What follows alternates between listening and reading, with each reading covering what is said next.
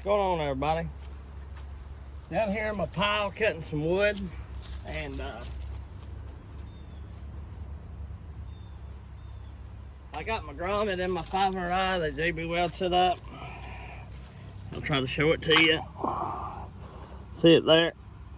That's the 500i, and I want to show you. Got the 28-inch bar on it.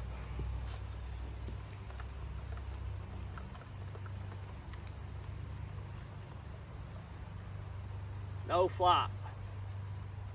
I don't think I would even had to put these rubber pieces back here in that I did. This one up front.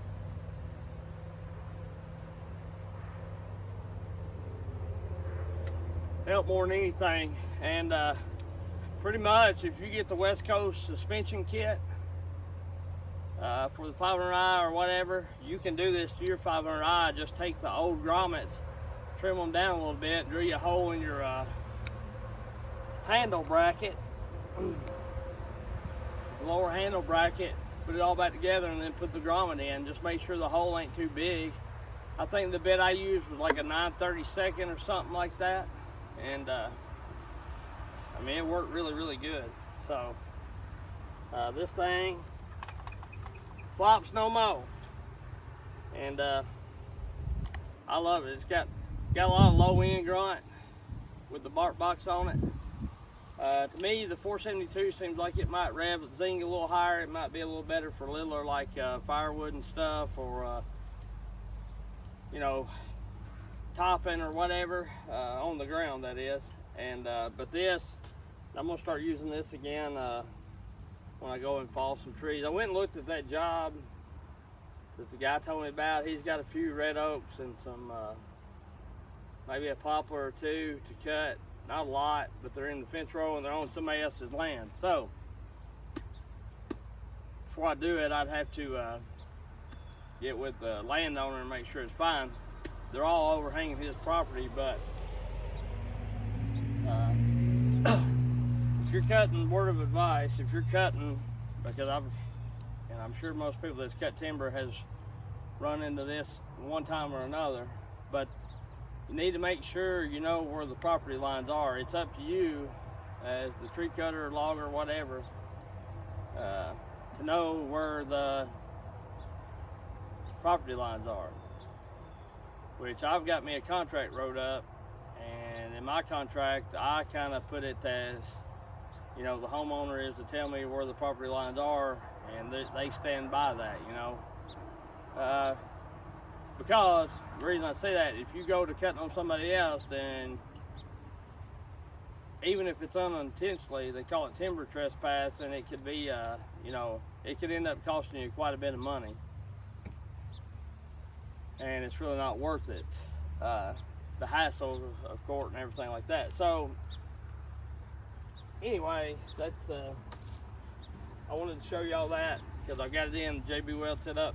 I'm just getting some firewood.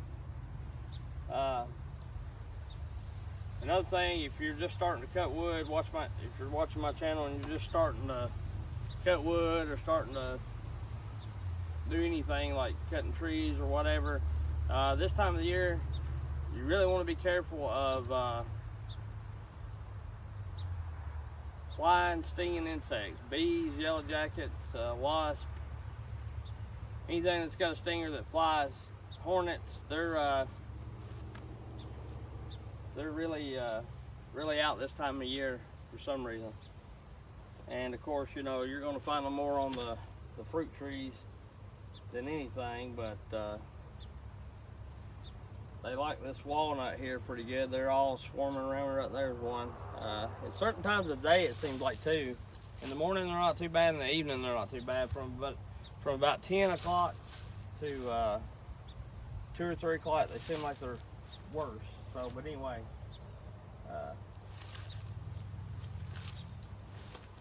and you need to be careful not only this time of the year, just all the time, because when I was cleaning this out, my butt got lit up.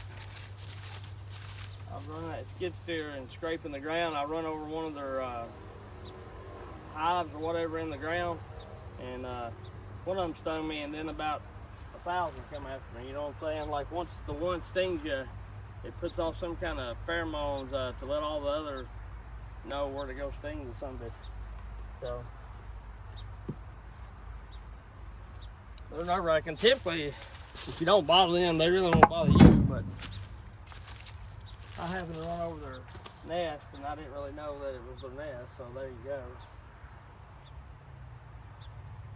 The yellow jackets, that is. Red wasp, I believe they're just mean as hell anyhow, so I don't like them. I know they serve a purpose, but I don't know why. Guess it's the circle of life, but yeah. And another thing I didn't mention yesterday, I was going to send that damn Oregon EXL chain back. You know, the 100-foot reel of it, but I just decided to keep it. And I don't know why, because if you put the Holzforma full comp chain, now I ain't talking about that skip. I ain't real crazy about the Holzforma skip chain.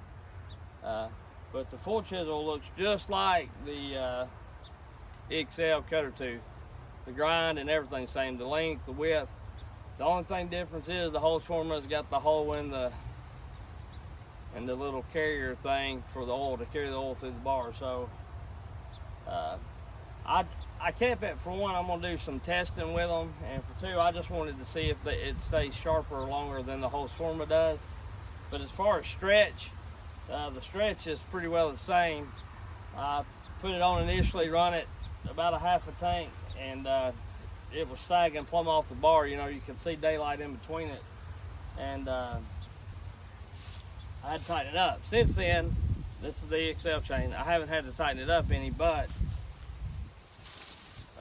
to me, the EXL and the Holzforma chain, if you buy it by the reel now, I don't know about lubes, but the 100-foot reels that I've been getting are pretty daggum good, especially for 230 bucks versus 400 bucks. I was going to send that back, but honestly, there was, I don't know, like I say, I just kept it. I was wanting to, you know, the semi-skip, and I might get me some sometime. And I even thought about making some loops up and trying to sell a little bit of chain. Because I was watching Richard Flagg. I like his channel. Cajun left that post or whatever and kind of turned me on to him. So I've been watching him quite a bit. And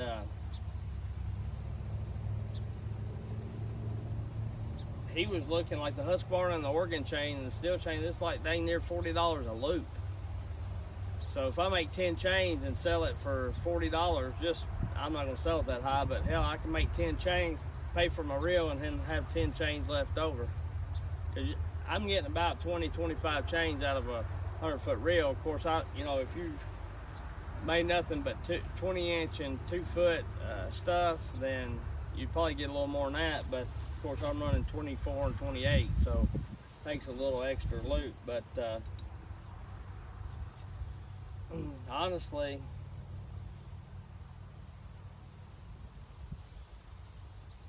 you know, I can't really tell that much difference in how they cut. The XL cut's good, but the Holzforma does too. And I'm talking out of the box. I don't even sharpen anything and make it cut halfway decent.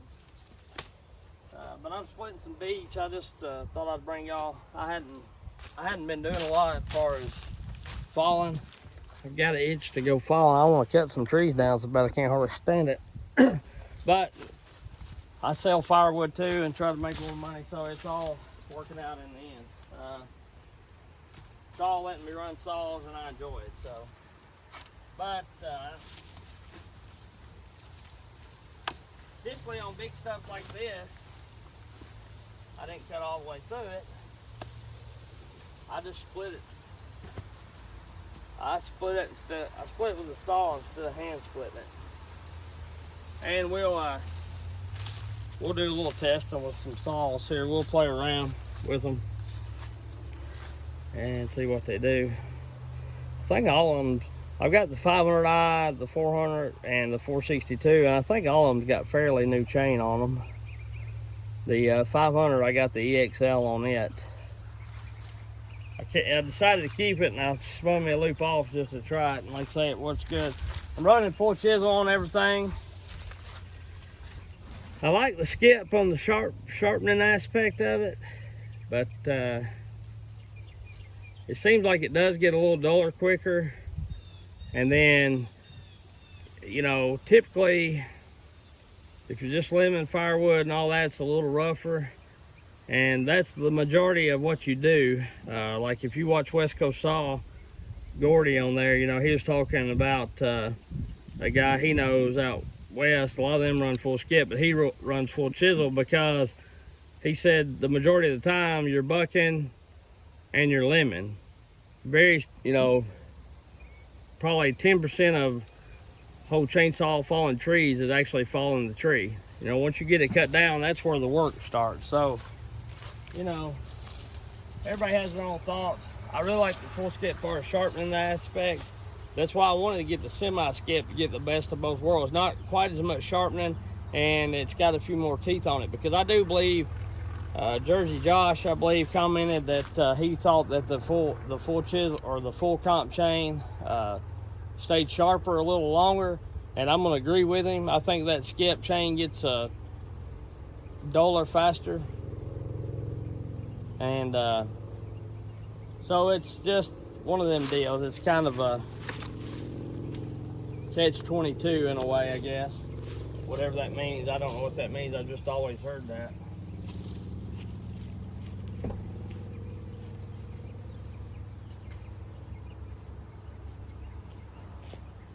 And of course, today's video is sponsored by Big Red.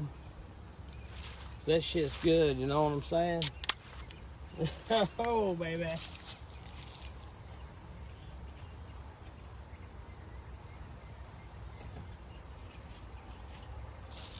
Mommy was down here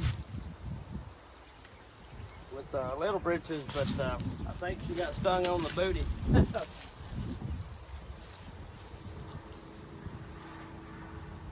think she did.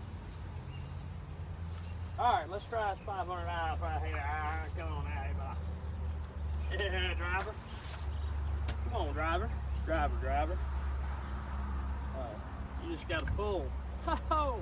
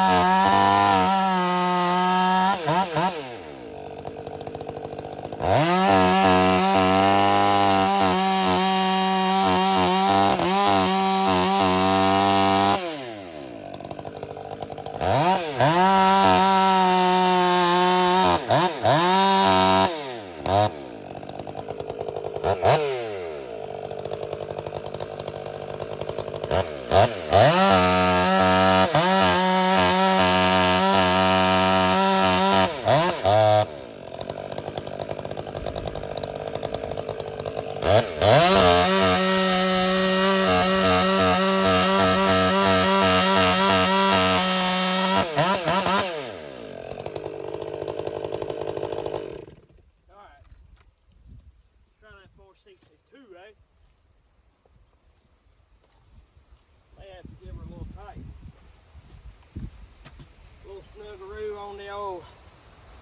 put the 2-foot bar back on that dude. I'm gonna get that 400 as well.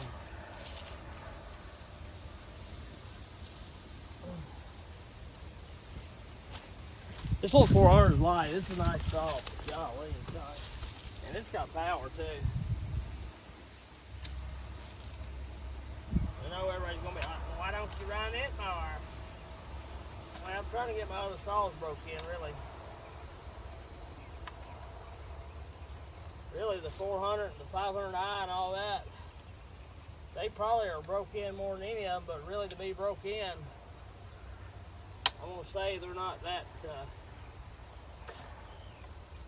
ooh, I done thought a bee got me. Nervous as hell.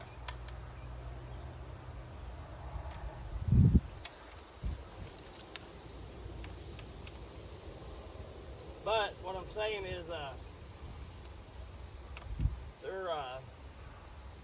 they're the most broken saws that I've got, probably, between the 460, all my STIHLs. But they really ain't that, they've not really been used that much either. I mean, they've been used, don't get me wrong, but not terribly a lot.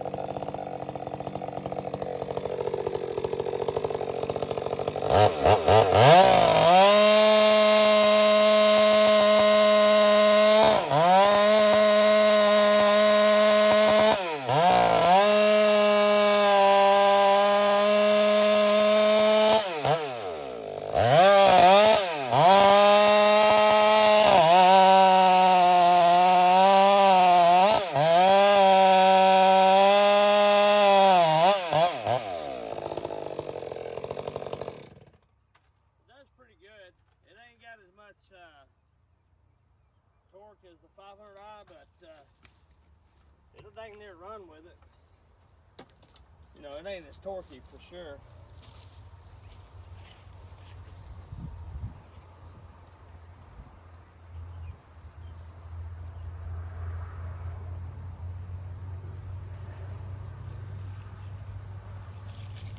But I don't know how much gas this 400 got in it.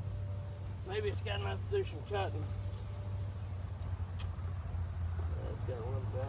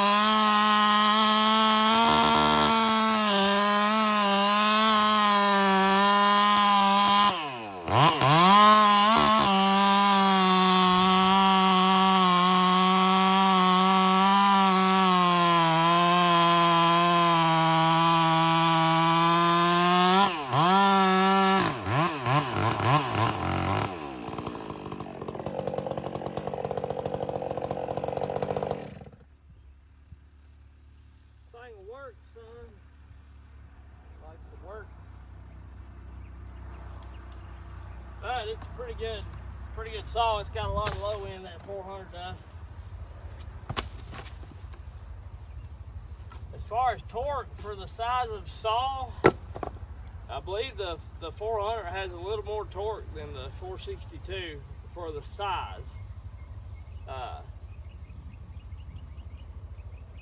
Or about the same, but the 462 to me seems like it'll run a little more RPM or something. I don't know, it just feels different. Like I say, the 400 just feels more torquey for some reason. I don't know exactly why, it just does. But we'll try the 462.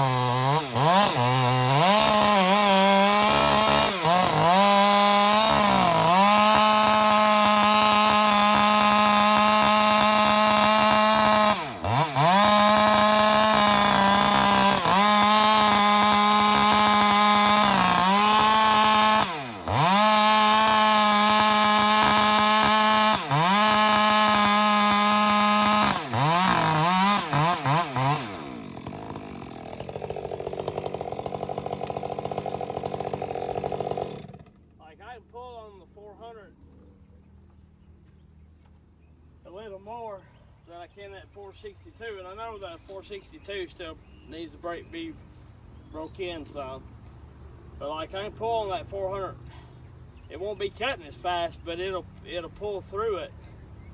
And like if I pull on that 462, it'll bog down, it'll cut it, but it's slower. But if I let off, it's faster than 400. It's just funny. If you're yanking up on both of them pretty heavy, I think the 400 might pull away from that 462.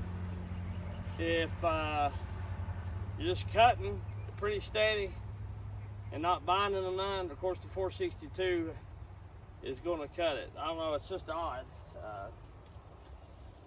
And I may be wrong, but for the size of the saw, that 400 it's pretty good. That's why I believe it was beating the Husky 372 so bad. You know, a lot of people got tore up and didn't want to admit that. They're not crying because their saw done got beat, but that's the way it happened, you know. That's the way the cookie crumbled, eh? I don't know if I can split this shot or not. I've tried splitting it some. Well, my thing is, I'm not just. This stuff's pretty stringy, some of it, because it's not really like in a forest. You know, it gets all the wind, so a tree that has catches a lot of wind or whatever, or, you know, like the outer edge field trees in a forest, they'll be more stringy than ones deep in the forest, no matter what the ethnicity of the tree. And you run into, you know, it's stringy. And around here you get quite a bit of that. And my thing is, yeah, I could go get a splitter, but hell, by the time I got the splitter out and got everything ready, you know, I can done be sawed through it no more than what I need it for. I don't mind I like hand splitting. Hand splitting to me is faster if you got pretty decent wood to hand split. Now, if you got old stringy ass hickory or something like that, then it's kind of hard to do. Better to get your saw out and just get it down to where you can get a hold of it, you know. So that's my motto on that. You know.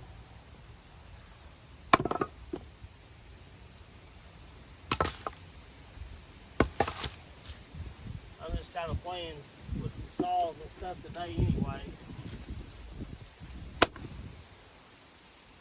I mainly wanted to come down here and run that 500i. See how good my suspension upgrades was going to work. Now, I'm not running a ton by no means, don't get me wrong, but even if those little black rubber pieces I put out back at the tank and at the clutch cover don't work, you know, if they come out later on, I still believe my little rubber buffer up there at the handle and the little rubber piece inside is really going to help it.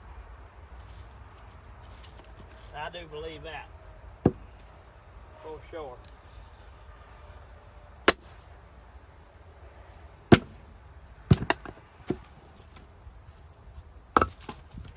I do.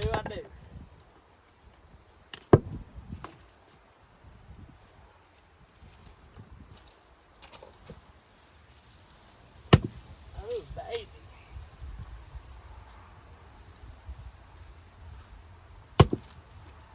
That's a little doty and stringy. Yep. She'll get cut some more, hey? Come on. Some of this is kind of long. I want her to cut some off of it. Kind of long for firewood. Oh boy. Woo! One hit wonder.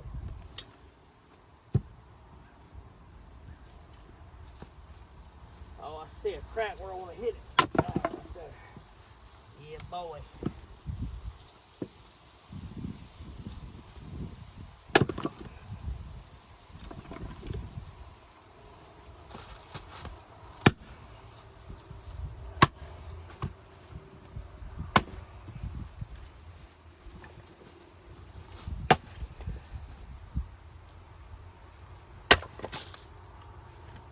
Right shot, baby. Woo! I'm out of shape this week for some reason. Oh, son. But that's kind of what I've been doing.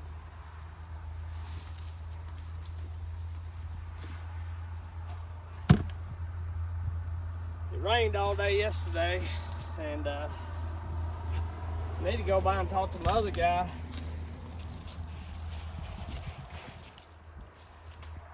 That's want me to go cut some trees for him, see if he's ready.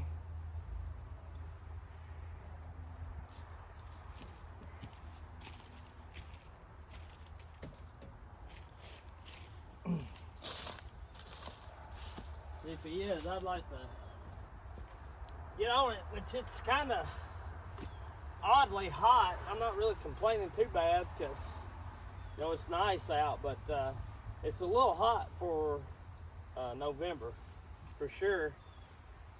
It's like, feels like about 75 or 80 degrees. And it's pretty well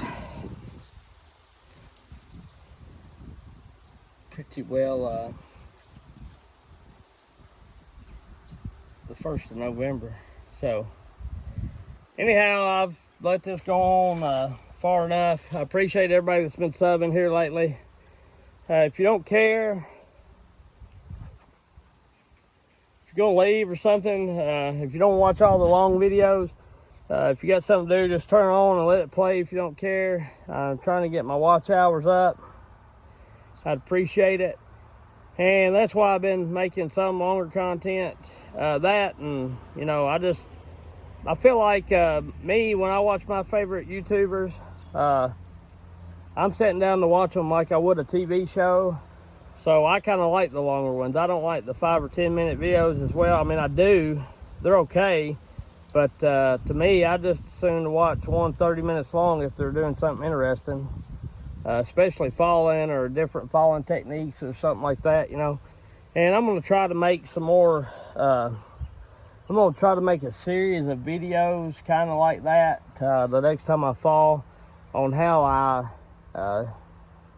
fall a tree that's going to be sowed to a mill, and then how I log it up and stuff like that, the whole process, and the difference in the Humboldt cut and the conventional cut, as far as why we use the conventional more in depth. I touched on it in one video, but I'm gonna do it a little more in depth. So anyway, I appreciate everybody. Thanks for watching, and maybe here before long we'll get some videos of me falling something. Like I say, I've got the itch. I'm just waiting on people to get ready, you know what I mean?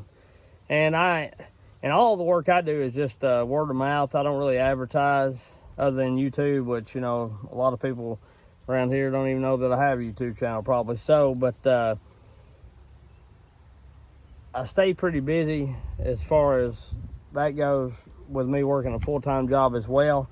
So if I thought about advertising and doing a little more, but if I do that, then I did that with another thing that I like doing, and I got so burnt out on it because I was working every night, and then Saturdays and Sundays too, and it burnt me out on it. It wasn't fun anymore, so I just quit it altogether. And I don't want it to happen to this, although I would like to do it, you know. The thing is, you know, I don't want to do it full-time after my first-time job. I like doing it like I'm doing it now, and stuff like that. If I got so busy doing that, you got to do one of the others. What I'm getting at, you know, it's hard to work 2 full-time jobs is what I'm saying. So anyhow, enough of that. I appreciate everybody for watching. Like I say, like, subscribe, hit the bell, and all that kind of good stuff, and we'll catch y'all on the next one. Thanks.